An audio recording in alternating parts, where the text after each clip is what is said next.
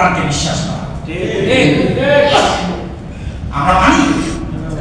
কথা বলেন না কেন? আমরা মানি না, মানি তো নাই। আর কোরআন দিয়ে যারা শাসন করতে চায়, সমাজ চালাতে চায়, রাষ্ট্র চালাতে চায়, তাদের বিরোধিতা করে। যত উপরে উঠতে চায় কোরআনওয়ালারা, তাদেরকে হামলা দিয়ে, মামলা দিয়ে, ফাঁসি দিয়ে দমন করার চেষ্টা করে। শুধু তাই নয়, এই কোরআনের হক দাওয়াত যারা সমাজের ভিতরে দেয়, আলেম শ্রেণীর আলেমদের দালাল বানিয়ে তাদের পিছনে লাগিয়ে দেয়। দালাল কারা আছে? তাদের চেহারা আজকে রূপ পাচ্ছে, প্রকাশ পাচ্ছে। তারা বাতিলের দালাল, তাদের পক্ষ হয়ে কোরআনের বিপক্ষে তারা দলিল দেয়। সাবধান হয়ে যাও, পাশাপাশি বন্ধ করো। সামান্য ক্ষমতার কারণে একটু ক্ষমতা পাও, একটু ক্ষমতা চাও, গুলশানে একটা বাসা চাও, ফ্ল্যাট চাও, একটা গাড়ি চাও, এই তো চাও, কিন্তু তুমি তো দিন বিক্রি করে দিয়েছো। তুমি আরেকটা কলঙ্ক। কোরআনওয়ালাদের বিরোধিতা করে আসলে এর মানে তুমি কার সুনাম গাও? যার মুখে দাবি নাই, যার শরীয়ত আইন চাই না। বলছে কি বলে নাই? বলছে তো আমরা শরীয়ত আইনকে বিশ্বাস করি না। অথচ যারা কোরআনের আন্দোলন, কোরআনকে জমিয়ে প্রতিষ্ঠিত করতে গিয়ে ফাঁসির রশিতে ঝুলেছে, তাদের বিরুদ্ধে তোমরা ফতোয়া দাও। কার সাহস পেয়েছো তুমি? তুমি কি দিয়েছো ইসলামের জন্য? কি করেছো তুমি ইসলামের জন্য? এক ফুটা রক্ত দাও নাই। অথচ এই বাংলার জমিনে বাতিল জুলুমকে উত্থান করার জন্য যুবকরা পর্যন্ত বুকে তাজা রক্ত ঢেলে দিয়েছে। কি করেছো আজকে? তুমি গণ অভ্যুত্থানের লিডার শাস্তি আসো, তুমি নায়ক শাস্তি আসো। কে নায়ক, কে ভিলেন এদেশের জাতি জানে। এদেশের জাতি বেশি দিন হয় নাই, 2 বছর হয়েছে। তোমরা ইতিহাসকে মুছে দিতে চাও। তুমি বইয়ের পাতার ইতিহাস মুছতে পারো, মানুষের হৃদয়ের ইতিহাসকে তুমি মুছতে পারবে না। এদেশের মানুষ, প্রিয় মানুষ, সাবধান হয়ে যাও। আলেম দিয়ে খেলা করতে চাও, আলেম নামের একদল দালালকে রাস্তায় নামাইয়া তুমি ইসলামী আন্দোলনকে স্তব্ধ করতে চাও। শুনে রাখো, আবু জেহেলের জামানায় এই সমস্ত আব্দুল্লাহ ইবনে উমাইয়া ছিল, তারা রাসূলকে পিছন থেকে জামাতে ধরতে চেয়েছে। ইসলামের আলোকে স্তব্ধ করতে পারে না। তুমিও পারবা না, কোনদিন পারবা না। ইসলামের আলোকে স্তব্ধ করার ক্ষমতা কারণ নাই। ইসলামের আলোকে পরিপূর্ণতা দানকারী একমাত্র মালিক আমার আল্লাহ। লিউতফিউ নূরাল্লাহি বিআফওয়াহিহিম, লিউতফিউ নূরাল্লাহি বিআফওয়াহিহিম। কোরআনের এই আলোকে তুমি ফুটিয়ে দিতে চাও। ওয়াল্লাহু মুতিম্মু নূরিহি, আল্লাহ বলেছে, আল্লাহর কসম করে বলছি, এই কোরআনের আলোকে আমি উদ্দান করব। ঠিক বলেছে কি করে নাই? সাবধান হয়ে যাও। কোরআনের দাওয়াত নিয়ে সিনেমিনি করা যাবে না। আলেমরা এক প্ল্যাটফর্মে দাও, এক জায়গায় দাঁড়িয়ে ঐক্যবদ্ধ হয়ে বাতিলের মোকাবেলা করতে পারলে করো, না পারলে যারা বাতিলের মোকাবেলা করতে চায় তাদের বিরোধিতা করো না। সাবধান হয়ে যাও। তোমাদেরকে জাতি চিনে গেছে। তোমরা মুখোশধারী আলেম। তোমরা কি মুখোশধারী আলেম? তোমার মুখে দাঁড়িয়ে থাকতে পারে, তোমরা নিজেদেরকে আকাবির বলতে পারো, নিজেদেরকে বড় বড় আলেম ভাবতে পারো, কিন্তু জাতি বুঝে গেছে তোমরা মুনাফিক। জাতি বুঝে গেছে। তোমরা মদিনার ইসলাম করো। আবার আরেক দল বলে আমরা মদিনার সনদ দিয়ে দেশ চালাবো। মদিনার সনদ ধরে দেখছিস কোনদিন? মদিনার সনদে কি আছে? মদিনার সনদের প্রথম কথাটাই তো কোরআন দিয়ে রাষ্ট্র চলবে। পারবি এটা মানতে? কারণ এটা মানতে তো বড় বড় বদল খাইতে পারবি না, ঠিক কি না? এটা আমাদের সমাজ ছেলেরা টেন্ডারবাজি করতে পারবে না। এটা আমাদের সমাজ ছেলেরা দুর্নীতি করতে পারবে না। এটা আমাদের সমাজ ছেলেরা বিশ্ববিদ্যালয়তে অস্ত্রের ঝনঝনা দিয়ে দেখাতে পারবে না, ঠিক কি না? সুতরাং প্রিয় ভাইরা আমার, কোরআনকে বিশ্বাস করতে হবে। ঈমানের কয় নাম্বার উপর? 2 নাম্বার। কোরআনকে বিশ্বাস করবা আর কোরআন দিয়ে সমাজ আর রাষ্ট্র চালাবা না, নিজেদেরকে ঈমানদার দাবি করবা। আল্লাহর কসম করে বলছি তুমি মুনাফিক। তুমি নামাজের ভিতরে কোরআন দিয়ে নামাজ পড়ো, কি দিয়ে নামাজ পড়ো? কোরআন দিয়ে নামাজ পড়ো। তুমি মসজিদে আসলে কোরআন মানো, সব মানো, ইমাম যাবে তাই মানো, ঠিক ঠিক কর, জোরে নারায়ে তাকবীর দাও। আর মসজিদ থেকে বের হয়ে গিয়ে তুমি বাতিলের গুণগান গাও। তুমি কিসের মুসলমান? তুমি তো মুনাফিক। তুমি মুসলিম নাও, তুমি মুনাফিক। কাজী ইসলামের কথা আছে না একটা? এজন্য প্রিয় ভাইরা আমার, কোরআন নিজের জীবনে মানতে হবে, কোরআন দিয়ে সমাজ চালাতে হবে, রাষ্ট্র চালাতে হবে। রাজি আছি ইনশাআল্লাহ? আল্লাহ রাব্বুল আলামিন বলেন, কালান নাস উম্মাতু ওয়াহিদা। শোনো, আজকে তোমরা বিভিন্ন দলাদলি করো, কিন্তু তোমরা তো মানুষ। মানুষ কি না? নাকি চতুষ্পদ জন্তু? মানুষ না? পৃথিবীতে ইহুদি যারা আছে তারা মানুষ কিনা? কাফের যারা আছে তারা মানুষ কিনা? হিন্দু, বৌদ্ধ, খ্রিস্টান, পৌত্তলিক, মুসলমান সবাই মানুষ কিনা? আল্লাহ তো বলছে কান নাস উম্মাতুন ওয়াহিদা। তোমরা তো একটা উম্মত, একটা জাতি, এত ভাগাভাগি কিসে? কেউ বিএনপি করো, কেউ শাসক করো, কেউ বামপন্থী, কেউ ডানপন্থী, কেউ জামাত করো, কেউ চরমনাই করো, এত দলাদলি কিসে? একটা প্ল্যাটফর্মে আসো, ওয়াতাসিমু বিহাবলিল্লাহ। রশি হবে একটা, রশির নাম আল কোরআন। ধরো আপনি সমাজ চালাও কোরআন দিয়ে। কার কথা? আল্লাহ।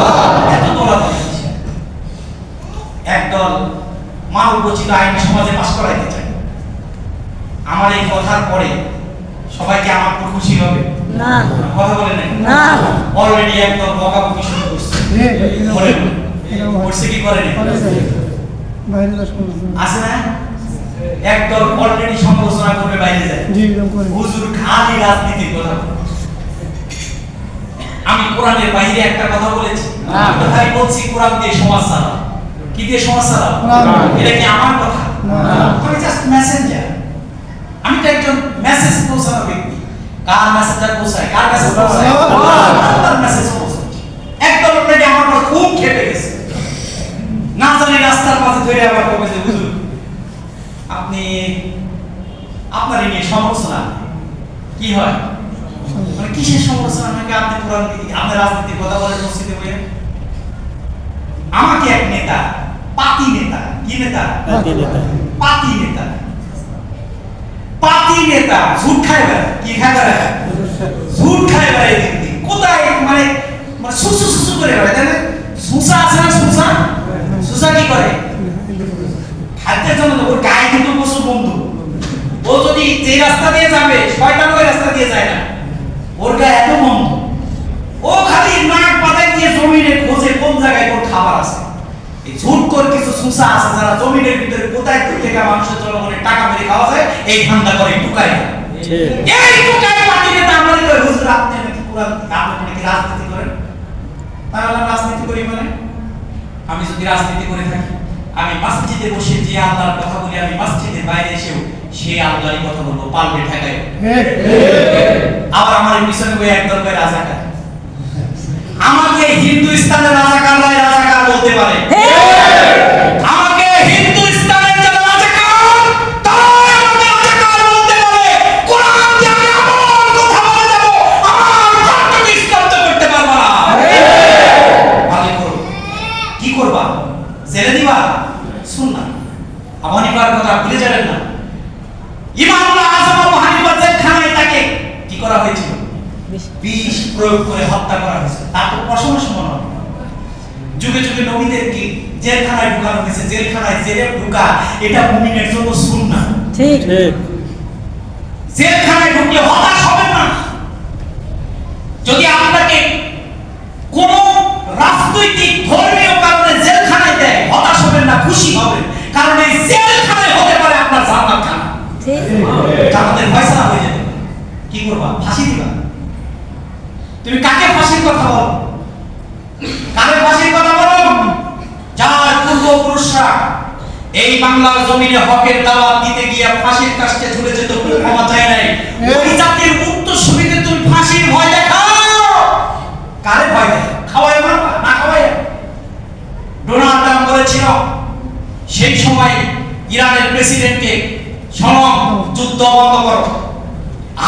বন্ধ করো, না হলে কিন্তু আমাদের যে অনুদান ছিল সব বন্ধ করে দেও, না হয় না। তিনি বলিষ্ঠ কণ্ঠস্বরে বলেছিলেন, তুমি কোন জাতিকে না খাওয়াই মারতে চাও? যেই জাতি 1 মাস না খেয়ে থাকে, ঠিক কি না? কয় মাস না খেয়ে থাকার ট্রেনিং আছে? 1 মাস। 1 মাস না খেয়ে থাকার ট্রেনিং আছে। সেই জাতিকে তুমি না খেয়ে থাকার ভয় দেখাও? এই রিজিক দেওয়ার মালিক কে? আল্লাহ। এইজন্য তামাম পৃথিবীর মানুষগুলো আল্লাহ বলছেন, কানান নাস উম্মাতান ওয়াহিদা, তোমরা তো একটা জাতি, এত ভেদাভেদ কিসের তোমাদের ভিতরে? আসো না কোরআনের ছায়া তলে। কোথায় আসবা? কোরআনের ছায়া তলে রব ডাকছেন যে ফাবাসাল্লাহু নাবিয়্যিন, শোনো তোমরা একটা জাতি ছিলা, তোমাদের ভিতরে আমি নবী প্রেরণ করেছি। সুবহানাল্লাহ। কেন পাঠালাম? মুবাশশিরিনা, শোনো তোমাদের জন্য এটা একটা সুসংবাদ, নিঃসন্দেহে সুসংবাদ। রেজাল্ট পাইলা কি খুশি হও? মিষ্টির দোকানে মিষ্টি থাকে না রেজাল্ট আউট হওয়ার দিয়ে, ঠিক কি না? আনন্দ হবে কে কাকে জড়ায় ধরবে, কে কাকে জড়ায় ধরে আদর করবে। তবে আদরের লিমিটেশন থাকা উচিত, ঠিক কি না? আদরের লিমিটেশন থাকা উচিত না? একজন পিতা তার সন্তানকে, মেয়ে একবারে বালেগা মেয়েরে আদর করতে করতে ঠোঁটে আদর করে দিচ্ছে, বলি নাউজুবিল্লাহ। মেয়ের কাছে বাবার পর্দা আছে, বাবার কাছেও মেয়ের পর্দা। সেই শিক্ষা তো এই জাতি পাই নাই। আনন্দে উল্লাসে কে কাকে জড়ায় ধরবে? অথচ আল্লাহ বলছেন নবী পাঠালাম সুসংবাদ করে খুশি হয়ে যাও। সুবহানাল্লাহ।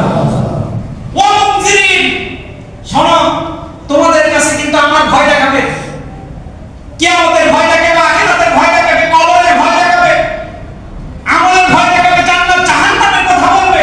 আমার সামনে আসতে হবে, মিজান হবে, ফুলসিরাত হবে, এই ভয় কিন্তু দেখাবে। দেখায় কি দেখায় নাই? দেখাইছে না? আলেম ওলামা দেখায় না? কিন্তু এই ভয় না পাইয়া তোমরা উল্টা তাদের উপরে রিয়াক্ট করো না, তাদেরকে হত্যা করো না। বনি ইসরায়েলের জাতি অসংখ্য নবীকে হত্যা করেছে, করেছে কি করে নাই?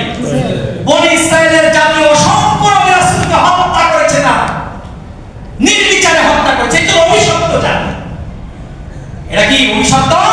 ইমাম মাহদী আলাইহিস সালাম যখন আসবেন, এত অভিশপ্ত জাতি, ওই সময় তারা গাছের আড়ালে পালাবে, পাথরের আড়ালে পালাবে, রাসূলের কথা পাথরের আড়ালে পালাবে। পাথরগুলো বলবে, এই আসো সৈনিক আসো, আমার পিছনে ইহুদি আছে, মারো। অভিশপ্ত জাতি। কি জাতি? অভিশপ্ত জাতি।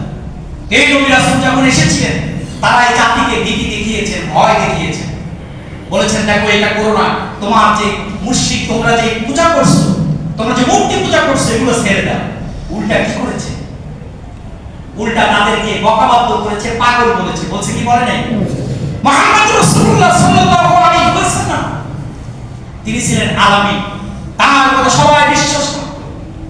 দাওয়াত পেয়েছেন আল্লাহর পক্ষ থেকে, পয়গাম এসেছে, পাহাড়ের চূড়ায় উঠে গেছেন, মক্কাবাসীদেরকে ডেকেছেন, যারা যেতে পারে নাই প্রতিনিধি পাঠিয়েছেন, যাও কি বলে মুহাম্মদ। আব্দুল্লাহ বলে মুহাম্মদ কি বলতে চায়, যাও শুনে আসো। সবাই পাহাড়ের নিচে দাঁড়ানো, আল্লাহর নবী পাহাড়ের উপরে দাঁড়িয়ে বলছে, ও মক্কাবাসী, ও মক্কার মানুষগুলো, আমি যেটা বলি তোমরা কি বিশ্বাস করো? বলে হ্যাঁ বিশ্বাস করি। আমি যদি বলি পাহাড়ের ওই পাশে শত্রু আছে, তারা তোমাদেরকে আক্রমণ করবে, বিশ্বাস করো? বলে তুমি তো কোনোদিন মিথ্যা কথা বলো না, তোমার জীবনে কোনো মিথ্যার ইতিহাস নাই, সুতরাং বিশ্বাস করি, অবশ্যই মানি। তখন মিশনারি বলে, শোনো আমি আরেকটা কথা বলতে চাই, আমি আরেকটি ঘোষণা দিতে চাই। আমি বললাম আল্লাহর পক্ষ থেকে প্রেরিত নবী, আমার উপরে কোরআন নাযিল হয়েছে, তোমরা কোরআনকে বিশ্বাস করো, আমাকে বিশ্বাস করো। সবাই তখন বকাবাদ্য করে, কি পাগল হয়েছে, মাথা নষ্ট, কোন জাদুকর, এইগুলো বলে বিশ্বনবীকে বলে পৃষ্ঠপোষণ প্রদর্শন করে চলে গেছে। এটা কি সব ছিল? আল্লাহ রাসূল ভয় দেখিয়েছেন। কি দেখিয়েছেন? ভীতি প্রদর্শন করেছেন। ভীতি প্রদর্শন করতে যায় আল্লাহ নবীকে খানায় কাবার পাশে বসায় বলছে, এই মুহাম্মদ সাল্লাল্লাহু আলাইহি ওয়াসাল্লাম, এইভাবে থ্রেট দিয়ে বলে, ভাতিজা তুমি যে দিনের দাওয়াত দাও, তোমার উদ্দেশ্যটা কি বলো তো? তোমরা যে ক্ষমতায় যাবা, ক্ষমতায় গেলে তো একটা মানুষের উদ্দেশ্য থাকে, থাকে কি থাকে না? যারা ক্ষমতায় গিয়েছে তাদের উদ্দেশ্য কি? কথা বলে না, তাদের উদ্দেশ্য হলো এদের শাসন করবে। কথা ঠিক কিনা?